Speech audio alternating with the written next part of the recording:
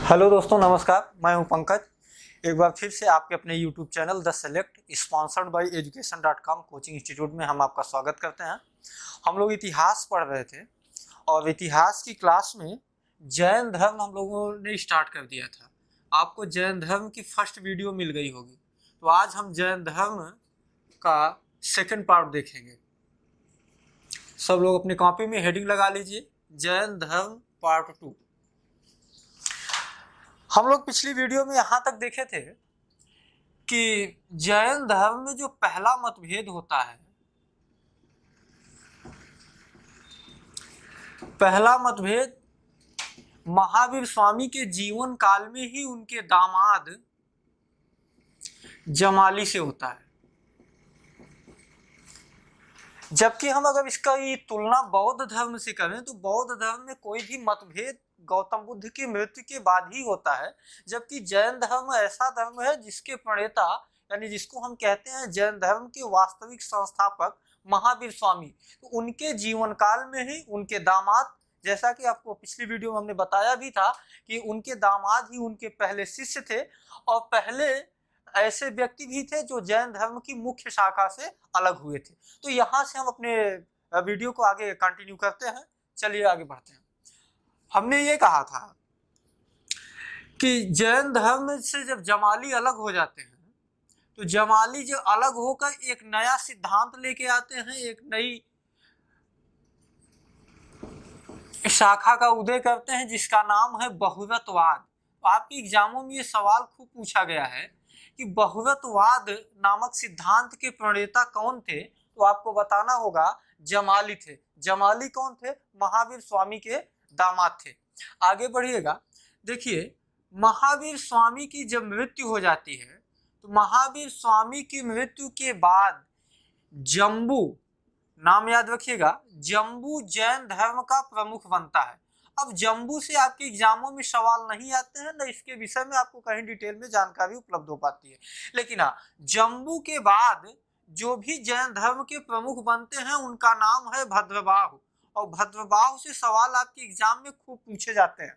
देखिए, भद्रबाहु जो थे, इनको तो पहले इनका परिचय ये है कि चंद्रगुप्त मौर्य, जो मौर्य वंश का संस्थापक है, शासक, जिसका नाम था चंद्रगुप्त मौर्य, उसके ये धार्मिक गुरु भी थे। अब अगर हम ये बताएं आपको कि भद्रबाहु धार्मिक गुरु थे चंद्रगुप्त मौर्य के, तो इसका मतलब सीधा सीधा यह स्पष्ट हो जाता है कि चंद्रगुप्त मौर्य हो ना हो, वह भी किस धर्म का अनुयायी था? जैन धर्म का अनुयायी था। और अगर आप लोग थोड़ा सा भी इतिहास पढ़े होंगे तो चंद्रगुप्त मौर्य यानी मौर्य वंश से पहले मगध पर नंद वंश की सत्ता थी, और नंद वंश का जो अंतिम शासक था उसका नाम था घनानंद। तो घनानंद के भी समय में यही भद्रबाहु घनानंद के धार्मिक गुरु थे, और जब चंद्रगुप्त मौर्य ने घनानंद की हत्या करके मगध की गद्दी प्राप्त किया तो फिर वही भद्रबाहु चंद्रगुप्त मौर्य के भी धार्मिक गुरु हो गए। मेरी बात को ध्यान दीजिएगा, मैं धार्मिक गुरु कह रहा हूं, न कि राजनैतिक गुरु। हम आप सभी जानते हैं कि चंद्रगुप्त मौर्य के राजनैतिक गुरु चाणक्य थे, जबकि धार्मिक गुरु कौन थे? भद्रबाहु थे। तो इन्हीं भद्रबाहु के विषय में हमको आगे पढ़ना है। तो चलिए सब लोग हेडिंग लगा लीजिएगा, भद्रबाहु। हम इसको साफ करते हैं।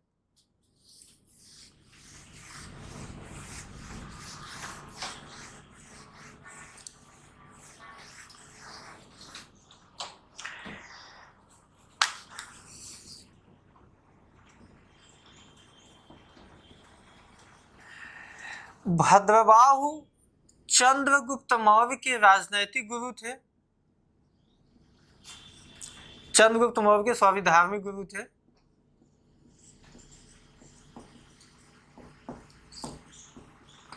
चंद्रगुप्त मौर्य का शासनकाल आप सभी जानते हैं 322 ईसा पूर्व से लेकर 198 ईसा पूर्व तक था, 298 ईसा पूर्व तक। 322 ईसा पूर्व से 298 ईसा पूर्व तक चंद्रगुप्त मौर्य का शासनकाल था। चंद्रगुप्त मौर्य के शासनकाल के अंतिम समय की बात करें तो समय होता है 299 ईसा पूर्व। 299 ईसा पूर्व में संपूर्ण उत्तर भारत में अकाल पड़ता है। इस अकाल से निपटने के लिए चंद्रगुप्त मौर्य ने भरसक प्रयास किए और इसी प्रयास के दौरान ही उसने एक झील का निर्माण करवाया था। इस झील से सवाल एग्जाम में खूब बनते हैं। उस झील का नाम था सुदर्शन झील। तो सवाल ये बनता है कि सुदर्शन झील का निर्माण किसने करवाया था? चंद्रगुप्त मौर्य ने। कब किया था? 299 ईसा पूर्व में किया गया था। तो इस सुदर्शन झील का निर्माण चंद्रगुप्त मौर्य उसके शासनकाल यानी 299 ईसा पूर्व में उत्तर भारत में पड़े अकाल से निपटने के लिए ही करवाई थी। सुदर्शन झील बनवाई कहाँ गई थी? ये जूनागढ़ में। जूनागढ़ आज कहाँ है? गुजरात में है। इतने प्रयासों के बावजूद भी जब चंद्रगुप्त मौर्य इस अकाल से निपटने में असफल रहा तो वह अपनी प्रजा की दीन दशा देखकर बहुत दुखी हुआ। वह इतना दुखी हुआ कि अपने धार्मिक गुरु भद्रबाहु को अपने साथ लेता है। अपने धार्मिक गुरु भद्रबाहु को साथ लेकर वो पहुंच जाता है कर्नाटक। और कर्नाटक में एक पहाड़ी है जिसको कहा जाता है श्रवणबेलगोला की पहाड़ी। तो वो श्रवणबेलगोला की पहाड़ी पर अपने धार्मिक गुरु भद्रबाहु को लेकर पहुंचता है और वहां पहुंचकर वह संलेखना पद्धति को एक और नाम दिया जाता है जिसको हम कहते हैं संथारा प्रथा। इससे सवाल इधर बीच एग्जाम में खूब बने हैं। क्योंकि संलेखना पद्धति या संथारा प्रथा का संबंध जैन धर्म से है और वर्ष 2015 में राजस्थान हाई कोर्ट ने जैन धर्म में प्रचलित संलेखना पद्धति को बैन कर दिया था। लेकिन जैन धर्म के जो साधु संत हैं वो इस मैटर को लेकर जब सुप्रीम कोर्ट पहुंचते हैं तो सुप्रीम कोर्ट चूंकि यह कहते हुए कि किसी धर्म की संस्कृति की रक्षा करना भी संविधान का कर्तव्य है, इसलिए यह जैन धर्म की परंपरा है, जैन धर्म की चली आ रही पुरानी अपनी व्यवस्था है, इसलिए इसको हम रोकेंगे नहीं। तो इसलिए चूंकि अब 2015 से ही ये मैटर कोर्ट में चल रहा है, इसलिए संथारा प्रथा या संलेखना पद्धति चर्चा में बनी रहती है। तो अब हम ये समझते हैं कि संथारा प्रथा है क्या। देखिए, किसी भी धर्म की बात करें और या किसी भी देश के हम कानून की बात करें तो हर जगह आत्महत्या करना कानूनन अपराध माना गया है। और यदि हम धर्म की बात करते हैं तो हर एक धर्म में आत्महत्या करना पाप के समान है। लेकिन वही जैन धर्म संलेखना पद्धति से अपने प्राण त्याग करने की बात करता है। कैसे प्राण त्याग देना है? तो दोस्तों, यहाँ पे प्राण त्यागने का मतलब यह है कि कहीं कूद कर जान देने से नहीं है, बल्कि अपनी जीवन काल की अंतिम अवस्था में बिना भोजन पानी किए प्राण त्याग देना, यही प्रथा कहलाती है संलेखना पद्धति या संथारा प्रथा। तो जब चंद्रगुप्त मौर्य भद्रबाहु को लेकर श्रवणबेलगोला की पहाड़ी पर गया तो वहां पर चंद्रगुप्त मौर्य ने संलेखना पद्धति से ही अपने प्राण त्यागे थे। तो यह सवाल बनता है कि उस शासक का नाम बताइए जिसने संथारा प्रथा या संलेखना पद्धति से अपने प्राण त्यागे थे। तो आपका जवाब होना चाहिए चंद्रगुप्त मौर्य। आगे बढ़िएगा, इसको स्क्रीनशॉट ले लीजिए आप लोग।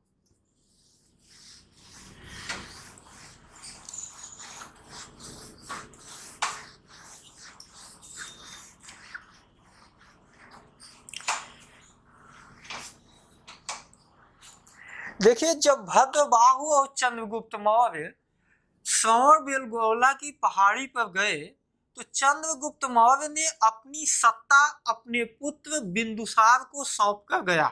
बिंदुसार का शासनकाल आपको पता है कि 298 ईसा पूर्व से लेकर 273 ईसा पूर्व तक है। किसी किसी पुस्तक में आपको ये 272 भी मिल जाएगा, लेकिन 273 ज्यादा ऑथेंटिक डेट है, ज्यादा सही है, इसलिए आप लोग 273 ही मानकर चलिएगा। अब सोचिए, चंद्रगुप्त मौर्य श्रवणबेलगोला की पहाड़ी पर उसके धार्मिक गुरु भद्रबाहु भी उसी के साथ। तो अब इस समय सत्ता किसके हाथ में है? बिंदुसार के हाथ में। एक नाम और आएगा इस भद्रबाहु का, भद्रबाहु की तरह ही एक जैन सन्यासी और थे उस समय, जिनका नाम था स्थूलभद्र।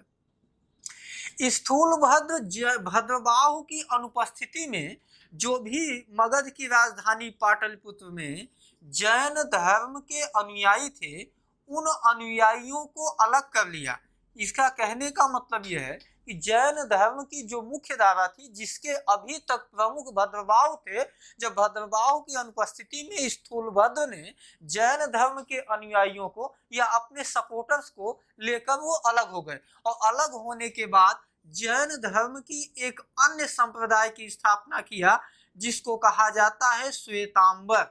तो अब यहाँ से सवाल ये है कि जैन धर्म का प्रथम विभाजन या जैन धर्म पहली बार कब विभाजित हुआ? तो आप बताइएगा। 298 ईसा पूर्व में किसने विभाजित किया था? स्थूलभद्र ने। स्थूलभद्र ने जिस नई शाखा या जिस नए संप्रदाय की स्थापना किया था, उसका नाम था श्वेतांबर। अब जब चंद्रगुप्त मौर्य समरबेलगोला की पहाड़ी पर उसकी मृत्यु हो जाती है, तो भद्रबाहु पुनः वापस आते हैं पाटलिपुत्र। और जब पाटलिपुत्र में ये देखते हैं कि स्थूलभद्र अपने अनुयायियों को लेकर अलग हो गए और एक नए संप्रदाय की स्थापना किया, तो वो अपने अनुयायियों को लेकर भी अलग हुए, जिसको कहा जाता है दिगंबर। तो जैन धर्म 298 अथवा 99 ईसा पूर्व के आते आते श्वेतांबर और दिगंबर नामक दो संप्रदायों में विभक्त हो गया। अब सवाल आपसे ये पूछता है कि श्वेतांबर संप्रदाय के प्रणेता कौन थे और दिगंबर संप्रदाय के प्रणेता कौन थे? तो देखिए, इसके लिए आपको ये करना है, याद कैसे होगा? एक्चुअली एग्जाम में जब ऑप्शन दिया जाता है तो कंफ्यूजन हो जाता है, तो कंफ्यूजन नहीं होगा। एक को आप पकड़ लीजिए, स्थूलभद्र स से स्टार्ट है, श्वेतांबर भी क्या है? स से स्टार्ट हो रहा है। तो स और स यही आप कॉम्बिनेशन बना के चलिए कि जो श्वेतांबर, जो संप्रदाय स से स्टार्ट हो रहा है, उसके प्रणेता भी जिनका नाम स से यानी स्थूलभद्र है। अगर आप एक इसको पकड़ के रखेंगे अपने माइंड में, केवल एक को याद किए रहेंगे, तो दूसरे को आपको याद करने की आवश्यकता नहीं होगी। तो चलिए इसको नोट कर लीजिए। अब हम बात करते हैं जैन संगीतियों की। संगीत का मतलब यहाँ पर सम्मेलन से है।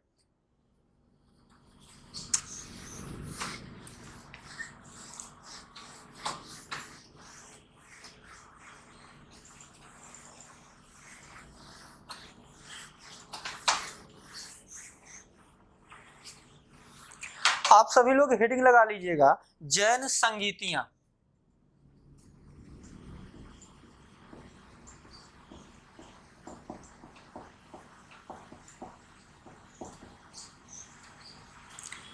संगीतियों का मतलब मैंने बताया सम्मेलन से है। बौद्ध धर्म के टॉपिक में आपने बौद्ध संगीतियां पढ़ी थी, और एग्जाम की दृष्टिकोण से महत्वपूर्ण कुल 4 बौद्ध संगीतियां थी, जबकि जैन संगीतियों की बात करेंगे तो केवल 2 जैन संगीतियों की हम बात करते हैं। अब आप लोगों के दिमाग में पहला सवाल ये होगा कि ये संगीतियां या सम्मेलन का आयोजन क्यों किया जाता था? इसका जवाब ये है कि जैन धर्म की शिक्षाओं या जैन धर्म के सिद्धांतों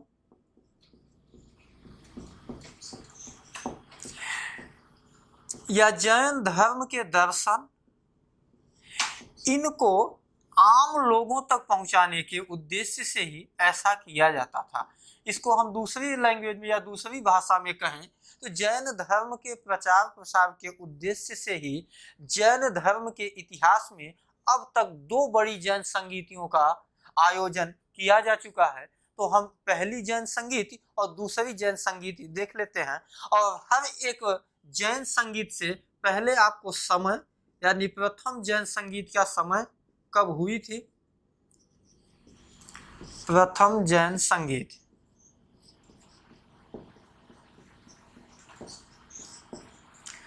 समय, स्थान, अध्यक्ष उस समय शासक कौन था। इसके अलावा हर एक जैन संगीत में प्रमुख कार्य कौन कौन से हुए थे। कहने का आशय यह है कि हर एक जैन संगीत से आपको ये 5 पॉइंट याद रखने होंगे। पहला, यदि आपसे पूछा जाए कि प्रथम जैन संगीत का समय क्या था, तो आप बताइएगा 299 ईसा पूर्व। स्थान पूछा जाए तो जवाब होगा पाटलिपुत्र। पाटलिपुत्र जो कि मगध की राजधानी थी।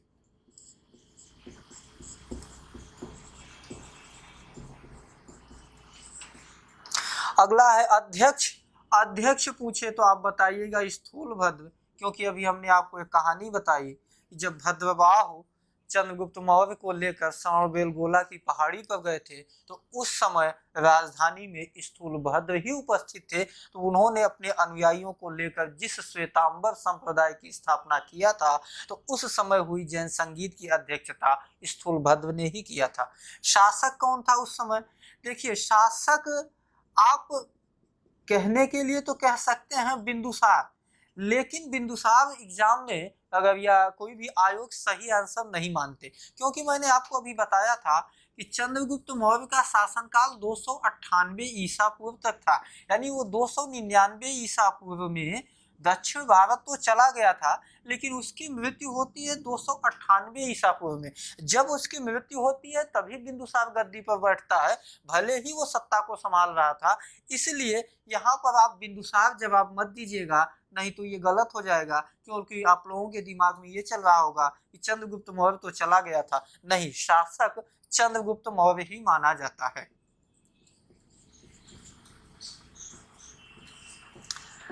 अब हम बात कर लेते हैं कि प्रथम जैन संगीत में प्रमुख कार्य क्या हुए थे। उसको समझने के लिए पहले ये समझिए, जैसे हमने बौद्ध धर्म पढ़ाते समय ये कहा था कि हर एक धर्मों के अपने पवित्र ग्रंथ होते हैं। जैसे आपसे पूछ लिया जाए इस्लाम धर्म के पवित्र ग्रंथ कौन है, तो आप बताएंगे कुरान। अगर आपसे पूछा जाए ईसाई धर्म, तो हर एक धर्मों के हैं। उसी तरीके से बौद्ध धर्म में मैंने आपको बताया था कि बौद्ध धर्म के पवित्र ग्रंथ त्रिपिटक हैं। उसी तरीके से यदि आपसे पूछ लिया जाए कि जैन धर्म के पवित्र ग्रंथ कौन कौन से हैं या किसे कहते हैं, तो आप बताइएगा अंग, उपांग, ये सब साहित्यों के नाम हैं। अंग, उपांग, छेद सूत्र और प्रकीर्ण सूत्र, ये कुल 4 महत्वपूर्ण जैन धर्म के पवित्र ग्रंथ अंग, उपांग, छेद सूत्र और प्रकीर्ण सूत्र। तो देखिए, अंगों की संख्या 12, उपांगों की संख्या 12, छेद सूत्रों की संख्या 6 और प्रकीर्ण सूत्रों की संख्या 4 है। तो प्रथम जैन संगीत में यदि पूछा जाए आपसे कि प्रमुख कार्य क्या हुआ था, तो आपका जवाब होना चाहिए कि 12 अंगों की रचना हुई थी, या इसको दूसरी भाषा में कहें तो जैन धर्म के पवित्र ग्रंथ 12 अंगों की रचना जैन धर्म की प्रथम जैन संगीत में हुई थी। तो ये रहा डिटेल आपका प्रथम जैन संगीत से संबंधित। चलिए आप लोग नोट कर लीजिए, हम आगे बढ़ते हैं। सब लोग हेडिंग लगाइए, द्वितीय जैन संगीत।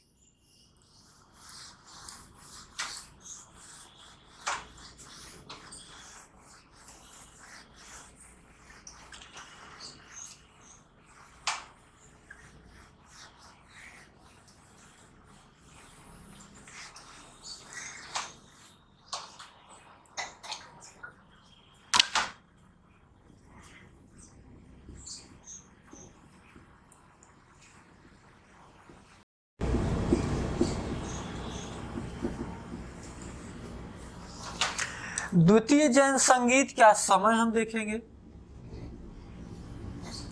स्थान देखेंगे, शासक, अध्यक्ष, उसके बाद फिर हम ये देखेंगे लास्ट में कि महत्वपूर्ण कार्य क्या हुए थे। देखिए, द्वितीय जैन संगीत को लेकर समय को लेकर मतभेद है। जैसे मैंने आपको बताया था कि चतुर्थ बौद्ध संगीत की जब हम बात करते हैं तो कहीं किताबों में 102 ईस्वी मिलता है और किसी किताबों में 102 ईसा पूर्व मिलता है। लेकिन अगर हम तर्क की कसौटी पे कसें इसको, या तो हम ये दे मान के चलें कि आयोग आंसर अधिकतर क्या मानते हैं, तो मैंने कहा था 102 ईस्वी।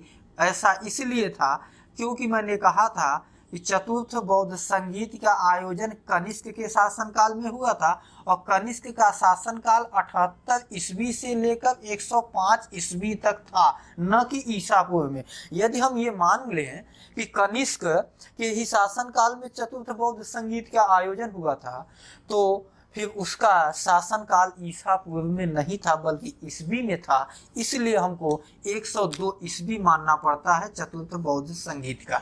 उसी भांति द्वितीय जैन संगीत को लेकर भी मतभेद है। देखिए 2 डेट मिलते हैं, दोनों में से अधिक तार्किक क्या है और अधिकतर आयोग आंसर क्या मानते हैं, हम उसी को लेकर चलेंगे। देखिए कहीं पर डेट मिलती है 513 ईस्वी और कहीं पर डेट मिलती है 526 ईस्वी। अब यहाँ पर हम थोड़ी सी चर्चा करेंगे। बाकी एक चैप्टर आएगा जिसको हम कहते हैं गुप्तोत्तर काल। जब गुप्तोत्तर काल में आएंगे तो हम सभी, उस समय कई एक उत्तर भारत में एक साथ 8-10 राजवंशों का शासन था, तो वहाँ पर हम उसको डिटेल में बताएंगे। लेकिन आप यहाँ पे 513 की डेट मानकर चलिएगा, वो इसलिए क्योंकि इस समय, जिस समय द्वितीय जैन संगीत का आयोजन हो रहा था, उस समय वल्लभी में मैत्रक वंशीय शासकों की सत्ता थी। मैत्रक वंशीय शासकों की सत्ता थी। इसी मैत्रक वंशीय शासक से हर्षवर्धन की एक पुत्री का विवाह भी हुआ था जिसका नाम था ध्रुवसेन, और उसी के शासनकाल में द्वितीय जैन संगीत का आयोजन हुआ था। और उसका शासनकाल 1513 से आगे बढ़ते हैं तो 1520 तक था, 520 तक था, न कि 526 तक। इसलिए हम 526 वाली डेट न मानकर 513 वाली डेट ही मानकर चलते हैं। अब स्थान की बात कर लेते हैं तो मैत्रक वंशीय शासकों की जो राजधानी थी वो थी वल्लभी। वल्लभी कहाँ है? गुजरात में है। किसके समय में हुई थी? मैत्रक वंशीय शासक ध्रुवसेन द्वितीय के समय में हुई थी। अध्यक्ष कौन बनाया गया था? अध्यक्ष थे देवर्धिगण।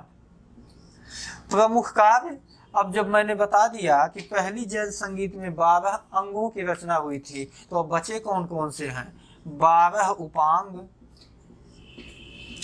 6 छेद सूत्र और 4 प्रकीर्ण सूत्र।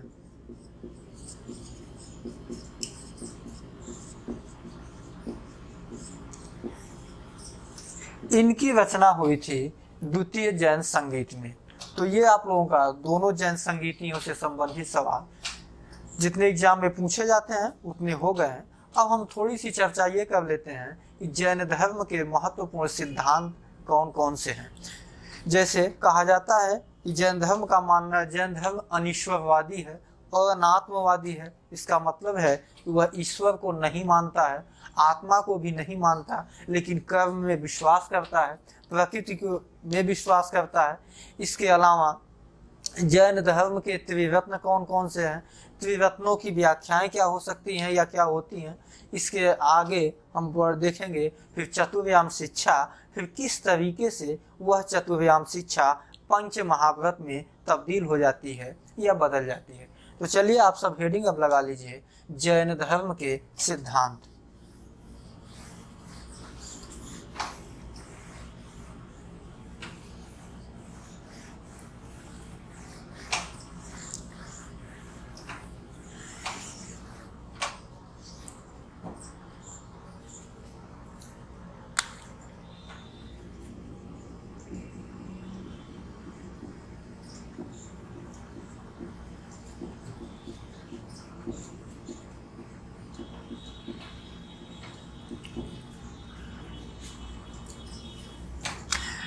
पॉइंट वाइज करके हम लिखते हैं, फिर उसको समझ लेते हैं। जैसे मैंने ये कहा कि जैन धर्म अनिश्वरवादी है।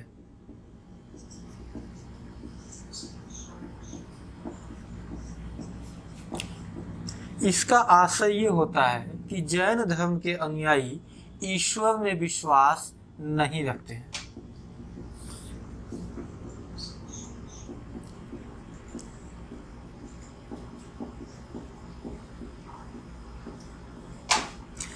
इसके अलावा जैन धर्म अनात्मवादी भी है।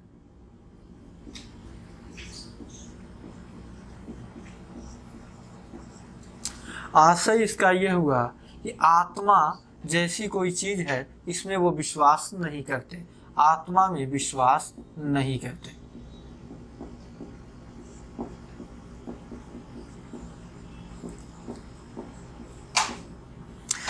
लेकिन कर्म पर विश्वास करते हैं, कर्म में विश्वास है उनका। इनका यह मानना है कि लोगों का पुनर्जन्म होता है, पुनर्जन्म की भी बात करते हैं। यहाँ थोड़ा सा विरोधाभास ये है कि आत्मा को नहीं मानते लेकिन पुनर्जन्म की बात करते हैं। तो पुनर्जन्म किस आधार पर? कर्म के आधार पर। और इसके अलावा मैंने ये कहा कि प्रकृति में विश्वास करते हैं।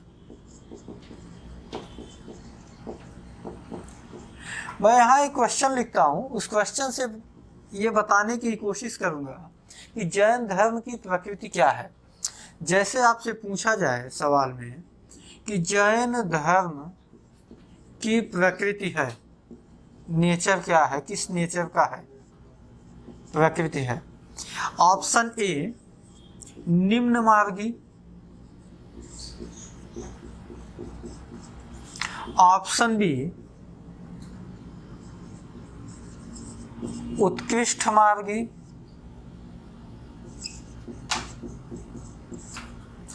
या इसी को कहा जाता है अतिवादी। इसके अलावा मध्यम मार्गी और डी विकल्प में कुछ भी हो जाए या लिख दिया जाए उपरोक्त सभी। इस सवाल दोस्तों कई बार एग्जामों में पूछा गया है। तो देखिए, मैं बौद्ध धर्म पढ़ाते समय आपको बताया था कि बौद्ध धर्म की जो प्रकृति है वो मध्यम मार्गी है। बौद्ध धर्म के संस्थापक गौतम बुद्ध ने अपनी शिक्षाओं में ये कहा था, अत्यंत कायाक्लेश और न ही अत्यंत भोग विलास में जीवन व्यतीत करना चाहिए। इसका आशय ये है कि हर स्थान पर या जीवन के हर मोड़ पर बौद्ध धर्म मध्यम मार्ग अपनाने की बात करता है। जबकि वहीं आपसे ये पूछ लिया जाए कि जैन धर्म की प्रकृति क्या है, तो जैन धर्म उत्कृष्ट मार्गी है अथवा अतिवादी है। देखिए, जैन धर्म की गणना दुनिया के कई अतिवादी धर्मों में होती है। क्यों? क्योंकि जैसे अभी आप आगे देखेंगे, इनके पंच महाव्रत हैं, सत्य, अहिंसा, अस्तेय, अपरिग्रह, ब्रह्मचर्य। तो अगर अहिंसा की ही बात कर लें तो इनके यहाँ ये मानना है कि जैसे चलते चलते अगर आपके पैर से एक चींटी भी दब जाए तो इनका मतलब ये है कि आपने हिंसा किया। इसका कहने का आशय ये है कि वो अपने सिद्धांतों को बड़ी कड़ाई से उसका पालन करते हैं, इसलिए इसे अतिवादी भी कहा जाता है। तो जैन धर्म की प्रकृति क्या है? उत्कृष्ट मार्गी है अथवा अतिवादी है। तो ये वह कुछ जैन धर्म की विशेषताएं। अब हम उसके दो सिद्धांतों की बात कर लेते हैं। इसके अलावा कुछ विकल्प टाइप के जो सवाल आते हैं, दो चार सवालों को भी हम चर्चा कर लेते हैं।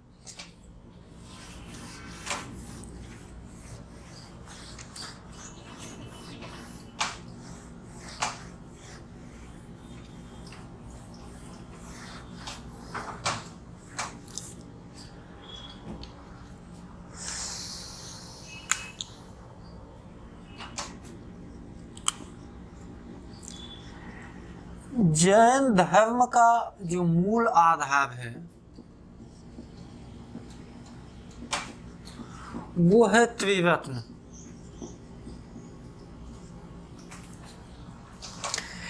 त्रिरत्न कौन कौन से हैं?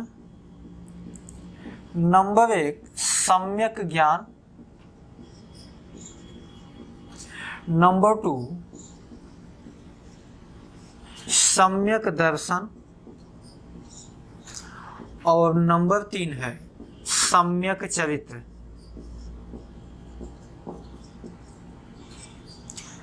देखिए, आपके एग्जाम में तो केवल इतना पूछ लिया जाएगा कि निम्नलिखित में से कौन जैन धर्म का त्रिरत्न नहीं है या कौन है। आप विकल्प देख के आप अगर ये तीनों पढ़े रहेंगे तो कर ले जाएंगे, लेकिन हम कोशिश ये करेंगे कि इन तीनों के विषय में पहले आपको ये भी बता भी दें, ताकि ये चीज़ें दिमाग में यदि बनी रहती हैं, डिटेल में पढ़े रहेंगे तो एग्जाम टाइम में ज़्यादा याद रहेगा। देखिए, उनके सम्यक ज्ञान का आशय ये था शंका विहीन ज्ञान। इसको हम एक ऐसे उदाहरण से समझते हैं, जैसे मैंने अभी आपको ये कहा था कि जैन धर्म ईश्वर की सत्ता को नहीं मानता। क्यों नहीं मानता? उसके पीछे कारण ये है कि क्या ईश्वर को किसी ने देखा है? नहीं देखा है। तो नहीं देखा है, इसका मतलब ईश्वर की सत्ता में एक शंका है, एक शक है कि ईश्वर है या नहीं है।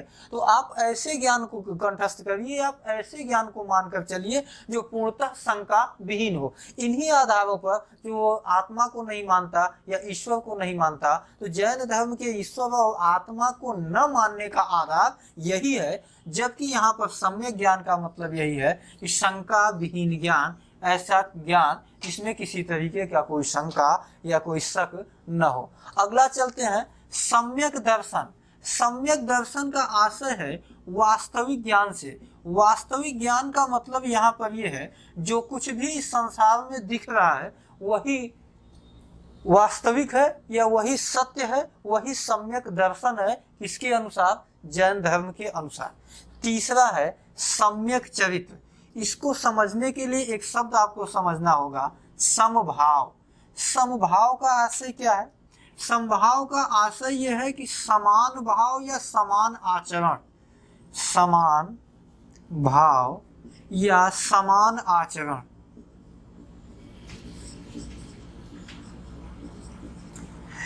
देखिए, जैन धर्म के इस सम्यक चरित्र अर्थात समभाव, जिसको हमने कहा कि समान भाव या समान आचरण, इसका आशय ये होता है, देखिए, हर एक व्यक्ति के जीवन में सुख और दुख एक चक्र की भांति चलते रहते हैं, सुख और दुख। तो जैन धर्म के तीर्थंकरों, विशेषकर महावीर स्वामी का मानना ये था कि व्यक्ति की यह प्रकृति होती है या व्यक्ति का यह नेचर होता है कि वह सुख में अत्यधिक उसके अंदर अत्यधिक अहम होता है, और जबकि दुख में अत्यधिक वो अपने आप को पीड़ित जताने की कोशिश करता है। उनका ये मानना है कि देखिए, आपके जीवन में सुख दुख जब एक चक्र की भांति आते ही रहेंगे, तो फिर क्यों न हम सुख और दुख दोनों के प्रति समान भाव या समान आचरण करें, या अब अपना चरित्र सदैव स्थिर रखें, यानी समान रखें। यही उनके तीसरे त्रिरत्न अर्थात सम्यक चरित्र का आशय यही है। तो जैन धर्म के पूछा जाए त्रिरत्न कौन कौन से हैं, तो आपको पता है कि सम्यक ज्ञान, सम्यक दर्शन और सम्यक चरित्र, और इन तीनों का आशय क्या होगा ये भी हमने आपको बता दिया। चलिए आगे बढ़ते हैं।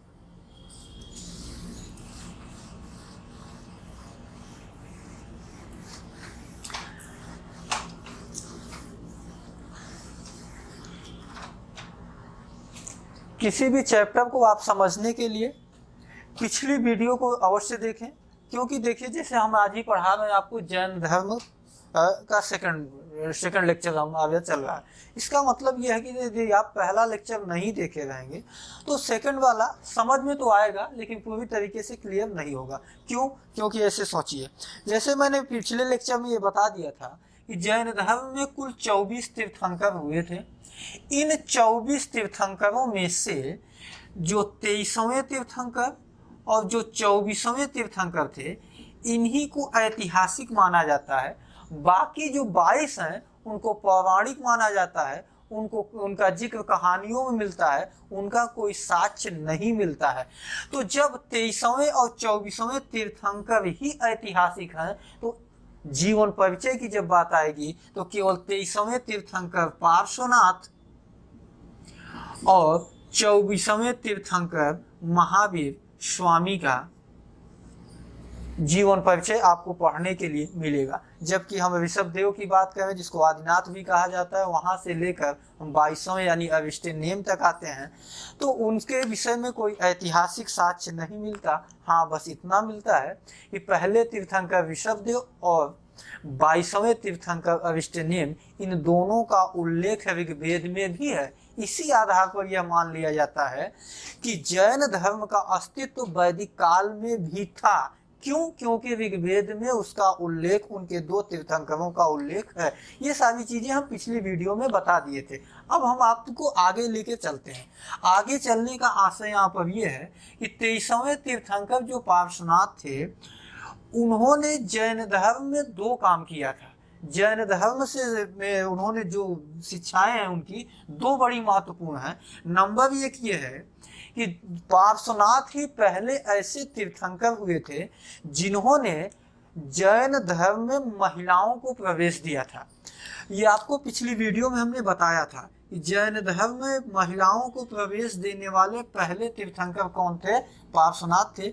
और दूसरा उन्होंने काम किया था कि जैन धर्म के सिद्धांतों में चतुर्याम शिक्षा को जोड़ा था। चतुर्याम शिक्षा को जोड़ा था। अब चूंकि हमको पंच महाव्रत समझना है, इसलिए हम आपको पीछे लेकर गए। क्यों? क्योंकि जब तक आपको चतुर्याम शिक्षा नहीं क्लियर होगी तब तक आप पंच महाव्रत को नहीं समझ पाएंगे। वो इसलिए क्योंकि पंच महाव्रत में सत्य, अहिंसा, अस्तेय, अपरिग्रह, ब्रह्मचर्य, ये 5 चीजें हैं। और ये 5 चीजें जब इसमें ब्रह्मचर्य नहीं जुड़ा था तो सत्य, अहिंसा, अस्तेय और अपरिग्रह को चतुर्याम शिक्षा के नाम से जाना जाता था। और इस चतुर्याम शिक्षा के प्रणेता महावीर स्वामी नहीं थे, बल्कि कौन थे? पार्श्वनाथ थे। तो इस चतुर्याम शिक्षा में जब 4 बातें थी, कौन कौन सा? नंबर 1 सत्य, नंबर 2 अहिंसा, नंबर 3 अस्तेय और नंबर 4 अपरिग्रह। जब इन केवल 4 बातों का उल्लेख था तब इसको कहा जाता था चतुर्याम शिक्षा। इसको जैन धर्म में किसने जोड़ा था? पार्श्वनाथ ने जोड़ा था। अब जब पार्श्वनाथ की मृत्यु हो जाती है, उनकी मृत्यु के पश्चात जब महावीर स्वामी जैन धर्म के 24वें तीर्थंकर बनते हैं, तो वो पार्श्वनाथ की चतुर्याम शिक्षा में एक बात और जोड़ते हैं जिसको हम कहते हैं ब्रह्मचर्य। जब ब्रह्मचर्य को जोड़ देते हैं तो अब इनकी संख्या 1, 2, 3, 4 और 5 हो जाती है। तब इसको अब चतुर्याम शिक्षा के नाम से नहीं जाना जाता, बल्कि फिर इसका नाम महावीर स्वामी ने किया पंच महाव्रत। इसका आशय यह है कि हर एक जैन धर्म के मानने वाले या जैन धर्म के अनुयायियों को ये 5 व्रत, जिनको महाव्रत कहा गया, उसमें सत्य है, सत्य का पालन करना है, अहिंसा, अस्तेय, अपरिग्रह और ब्रह्मचर्य का। तो फिर से मैं क्लियर कर देता हूँ, यदि आपसे चतुर्याम शिक्षा पूछे तो आप बच्चों पार्श्वनाथ बताइएगा, और यदि आपसे पंच महाव्रत पूछे तो आप महावीर स्वामी बताइएगा। और यदि आपसे सवाल ये भी पूछा जाता है कि पार्श्वनाथ की चतुर्याम शिक्षा में महावीर स्वामी ने पांचवी कौन सी बात का उल्लेख किया था या जोड़ा था, तो वो था ब्रह्मचर्य। तो चलिए अब हम एक एक करके ये समझ लेते हैं कि सत्य क्या है, अहिंसा क्या है, अस्तेय क्या, अपरिग्रह और ब्रह्मचर्य। इसको नोट कर लीजिए आप लोग।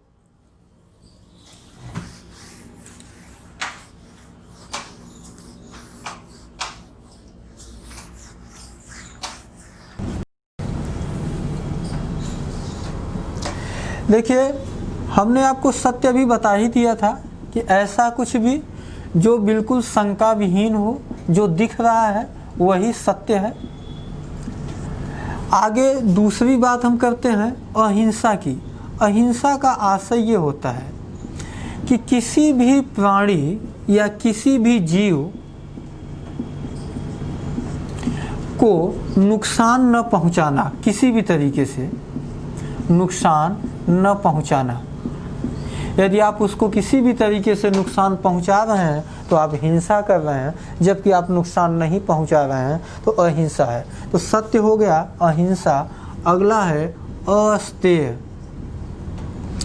अस्तेय का मतलब था चोरी न करना।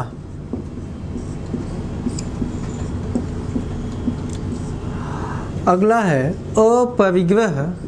अपरिग्रह का आशय है आवश्यकता से अधिक धन एकत्र न करना। आवश्यकता से अधिक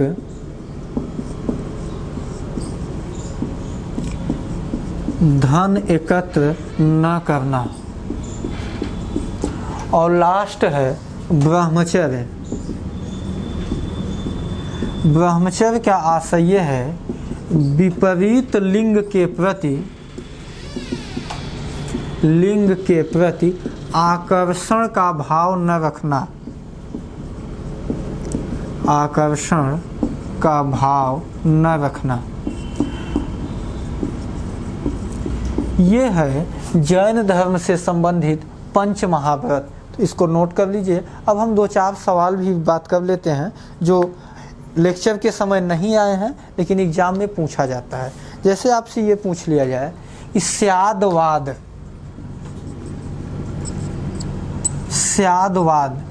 ये एक सिद्धांत है, स्यादवाद का संबंध किससे है? तो आपका जवाब होगा जैन धर्म से है। या स्यादवाद को ही एक और नाम दिया जाता है सप्तभंगीय सिद्धांत।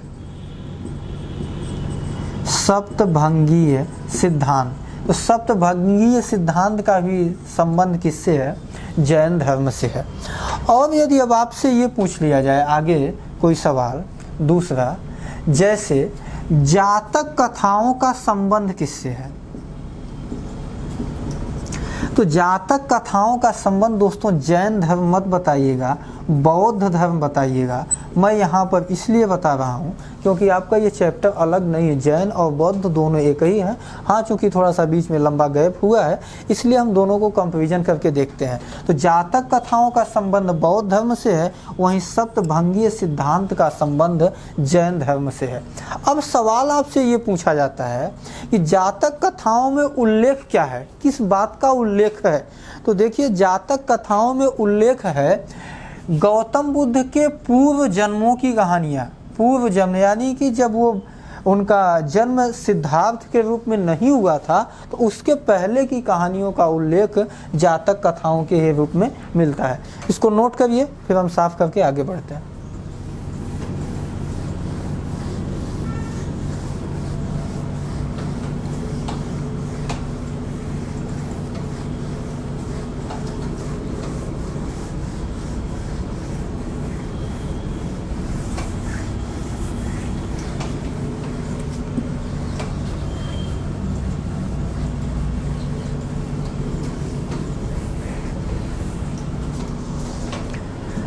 अब एक सवाल मेरे दिमाग में ये आ रहा है कि मैंने आपको बताया कि महावीर स्वामी की एक पुत्री भी थी जिसका नाम था प्रियदर्शना। तो प्रियदर्शना के अन्य नाम भी एग्जाम में पूछे जाते हैं। तो अन्य नाम में जो आपको नाम याद रखना है वो याद रखिएगा अणोज्या। तो जैन धर्म के वास्तविक संस्थापक महावीर स्वामी की पुत्री प्रियदर्शना का अन्य नाम क्या था? अणोज्या था। चलिए फिर हमें यह वीडियो यहीं से समाप्त करते हैं। लगभग सारी चीज़ें हम कवर कर चुके हैं जैन और बौद्ध धर्म से संबंधित। और हमने पिछली वीडियो में आपको वादा किया था कि हम वैष्णव धर्म, भागवत धर्म और शैव धर्मों की भी चर्चा करेंगे, लेकिन हाँ इतना वो डिटेल में नहीं होगा, केवल उसके लिए एक वीडियो होगा क्योंकि उससे संबंधित सवाल बनते हैं आपके एग्जामों में। तो इसलिए हम देख लेंगे उसको भी। एक आध सवाल यदा कदा आ जाते हैं तो इसलिए हमारा जो लोग अब इतना डिटेल में यदि लेके चल रहे हैं उसको देखते हुए सारी चीज़ चलेंगे। इतना पढ़ने के बाद ही हम लोग स्टार्ट करेंगे फिर राजनैतिक इतिहास, जहाँ से हम हव्यक, शिशुनाग और नंदवंश पढ़ेंगे। तो ठीक है, यदि आप लोगों को वीडियो ठीक लग रही हो, हम लोगों का काम पसंद आ रहा है तो वीडियो को लाइक करें, चैनल को सब्सक्राइब करें और अपने दोस्तों को ज़्यादा से ज़्यादा तक शेयर करें। और जो दोस्त वीडियो को सब्सक्राइब कर लिए हैं वो अपने दोस्तों से भी बोलें कि वीडियो को सब्सक्राइब करें। Thank you.